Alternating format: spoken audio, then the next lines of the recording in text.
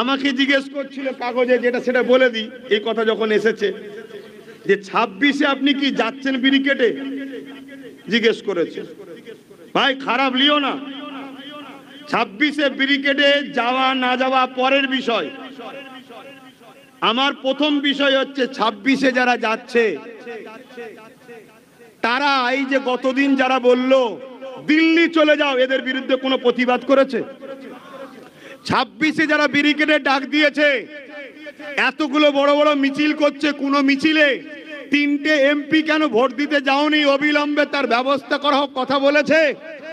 26-এ যারা ডেকেছে তাতে আমি যাব কি যাবে না, কে যাবে কি যাবে না, সব নিজ নিজ ব্যাপার, ওটা পরের বিষয়। আমি জানতে চাই রাজ্য সরকারের কাছে কি দাবি করেছে যে নিন্দা বিল পাস করে আপনি সুপ্রিম কোর্টে কেস করুন?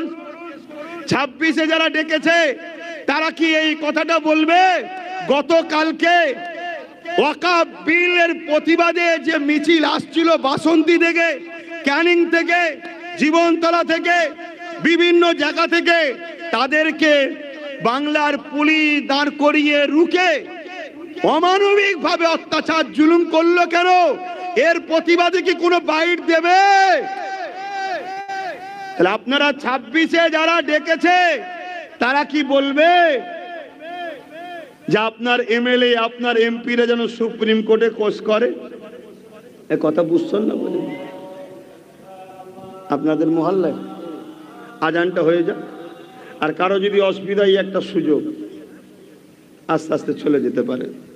এখন অনেক দিন বাকি আছে। 26-এ যিনারা ডেকেছেন ওনারা যদি ওয়াকফ কালা কানুনকে বাতিল করার সত্যি যদি চেষ্টা করে, তাহলে আগামীকাল যেভাবে রাজ্য প্রশাসন ওয়াকফ বিলের বিরুদ্ধে যেসব নিরীহ মানুষরা আন্দোলনে নেমেছিল তাদেরকে যেভাবে মেরেছে, এর প্রতিবাদে তাদের প্রতিবাদ করা দরকার আছে না নাই? আওয়াজ দিয়ে বলুন। পাশাপাশি মুর্শিদাবাদে যেভাবে রাজ্য সরকারের প্রশাসন ভিড়ের মধ্যে গাড়ি ঢুকিয়ে দিয়ে শান্ত প্রোগ্রামটাকে অশান্ত করে ফিরি গুলি চালিয়ে দুটো সম্প্রদায়ের মধ্যে হিংসা লাগিয়ে দিয়ে চাকরিজীবীদের আন্দোলনকে ধামা চাপা দিবার যে পরিকল্পনা করলো, এর বিরুদ্ধেও কথা বলতে হবে। কেন মুসলমানকে আজকে মিডিয়াতে আতঙ্কবাদী, সন্ত্রাস, দাঙ্গাবাজ বলা হচ্ছে, এর বিরুদ্ধেও কথা বলা দরকার আছে না নাই? এর পাশাপাশি গত কয়েকদিন আগে কলিকাতায় টিএমসির পক্ষ থেকে একটা শাখা সংগঠন প্রোগ্রাম করেছিল, যে প্রোগ্রামে বাস থেকে হিন্দু ভাইদের ধর্মীয় পতাকাকে খুলে দিল। যে পতাকা খুলে দেওয়ার জন্য পশ্চিম বাংলায় বিজেপিকে অক্সিজেন দেওয়া হলো।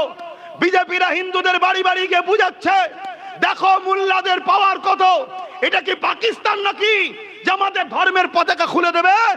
এই যে ধর্মের সুশ্রুতি দিয়ে বাংলাকে বিজেপি শক্তিশালী যারা করছে, এদের বিরুদ্ধেও তাদেরকে প্রতিবাদ করা দরকার আছে না নাই? তারপরে আব্বাস সিদ্দিকী 26-এ যাবে কি না যাবে পরের বিষয়। কথা বুঝে আসছে না নাই? আমি আপনাদেরকে একটা কথা পরামর্শ দেবো, এই বিল কি রুকা সম্ভব আছে না নাই? কিভাবে সম্ভব আছে? কিভাবে সম্ভব আছে?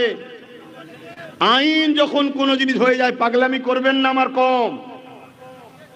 কম পাগলামি করবেন না। পাগলামি না করে খুব ভালো করে বোঝেন।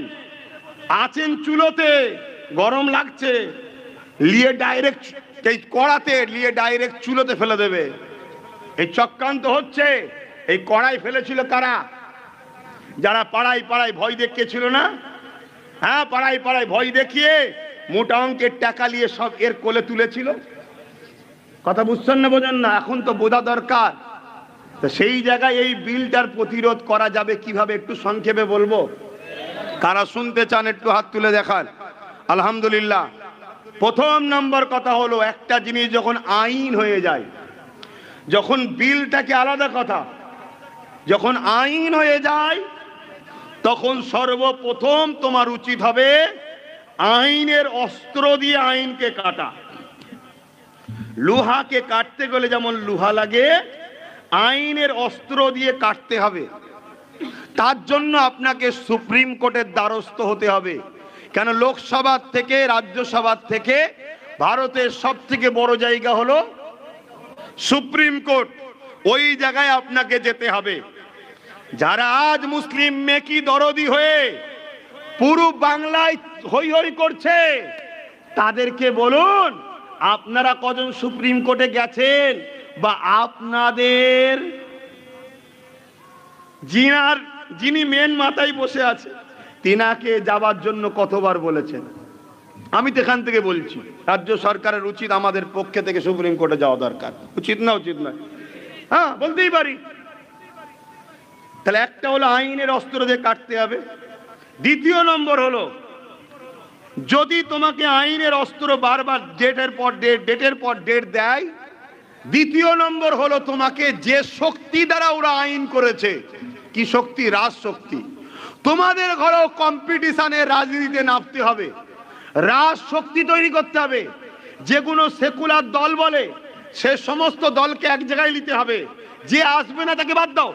সেগুলোকে এক জায়গায় নিয়ে রাজশক্তি তৈরি করে সংখ্যা গরিষ্ঠতার যেমন জোর দেখাচ্ছে, পুরো দেশ জুড়ে তোমাকে তাতে 5 বছর 10 বছর লাগুক, সংখ্যা গরিষ্ঠতার পাওয়ার তৈরি করে যেভাবে ও আইন তৈরি করেছে ওইভাবে তোমাকে ওই বিল বাতিল করে নতুন আইন করতে হবে।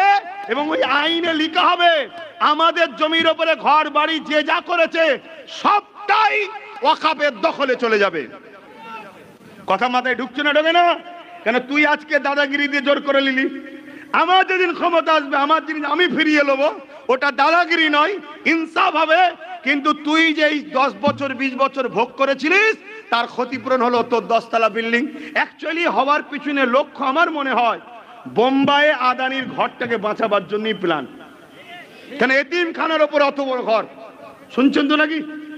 তো যাই হোক, তাহলে দ্বিতীয় পন্থা। 3 নম্বর পন্থা হলো কৃষক বন্ধুরা যে আন্দোলন করেছিল, কৃষক বন্ধুরা যে আন্দোলন করেছিল জানেন তো নাকি? কিন্তু কৃষক বন্ধুরা সাকসেসফুল হওয়ার পিছনে একটা বড় শক্তি গোপন ছিল। ওই শক্তিটা কি? পাঞ্জাব সরকার কৃষকদের সাথ দিয়েছিল। পাঞ্জাব সরকার বলেছিল সম্পূর্ণ সহযোগিতা, খাদ্য, থাকা, টাকা, গাড়ি ভাড়া, তেল ভাড়া সব দেবো, এবং মারা গেলে 2 লাখ 3 লাখ 5 লাখ করে টাকা দেবো। এই সংবিধান বিরোধী কালা আইনের বিরুদ্ধে তোমরা লড়ো। তাহলে আমার উচিত যেসব রাজ্যে বিজেপি ছাড়া সেকুলার যারা নিজেদের ঘরে বলে, প্রত্যেকটা কংগ্রেস হোক, বাম হোক, আর আমার রাজ্যের টিএমসি হোক, সমস্ত রাজ্যের গভর্নমেন্টকে বলতে হবে যে আমরা সম্পূর্ণ তোমাদেরকে সহযোগিতা করছি, তোমরা আগাও, খাওয়া দেবো, তেল দেবো, কি বলে গাড়ি ভাড়া দেবো, তোমরা কেউ মারা গেলে ক্ষতিপূরণও দেবো। তবে জানবেন এ বিল বাতিল করা সাকসেসফুল হবে।